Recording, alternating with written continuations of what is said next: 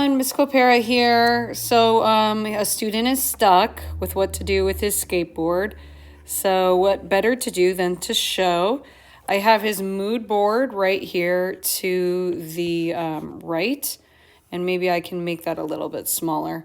I really think that, you know, especially at this point of the assignment, you should keep it simple. And it's okay if you just kind of draw a silhouette because, you know, shapes is fine. But because he has one area of the soccer player drawn in detail, then like that will create enough emphasis and that will create enough of a focal point. Ellipses coming down. You know, and when you're drawing a figure, quick side note, you know, you kind of draw the spine first. And then that spine, that movement from the spine will go all the way down to the foot that has the motion. So he's got this soccer ball design happening here. I would maybe consider making this bigger, but because of our project deadline, maybe not. But what I would do is I would just have a silhouette here. Like I would kind of just shade that in dark. And then he's got, you could see right here what his plan is. He's got one soccer ball and another soccer ball. I would make them darker. I'm noticing like hesitation. Remember that like with your, like when you're drawing, you should really warm up, right? With your lines, right? And then really have those kind of like light lines. I feel like that's something that everyone needs to work on. So these are his soccer balls, and they're making these swirls because they're moving. So maybe add some more kind of lines right there.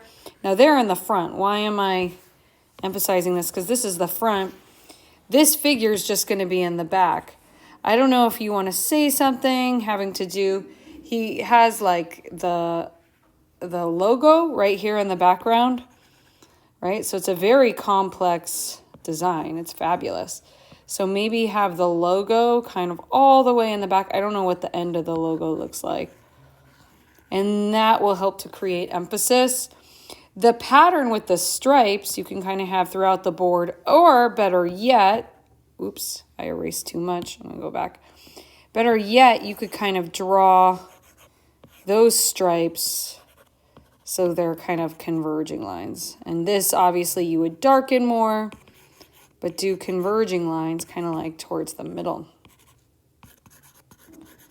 And then we got lots of things happening with circles. So you can make a bigger circle here, a bigger circle here.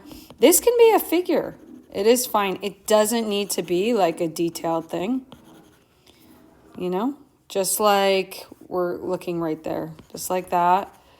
If you want, you could, you know, add for more movement. You could add more swirls going from each side to have like a little edge right here that's kind of like swirling. Okay, so what we're looking at now is just kind of like placement. And what we've been talking about in the Socratic seminars is folks haven't been asking for help.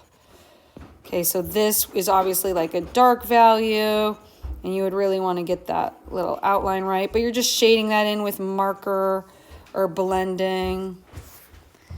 And then to kind of create equal visual weight, we'll do another board with color, but I'm seeing if there's any other stuff on his mood board that we can use. Let me just finish all these converging lines. So I want to do a separate video where we're kind of coloring it, just in case this isn't saving. Okay, but that's my advice. You could also, oh yeah, I forgot. You could add movement throughout. So you could have one swirly line coming down like that and another swirly line going like that. And we could have, like there, you could have a bunch of soccer balls. This would obviously be the end of the figure, right?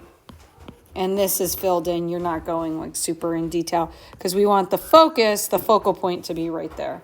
Okay, I'll do a follow-up video with color.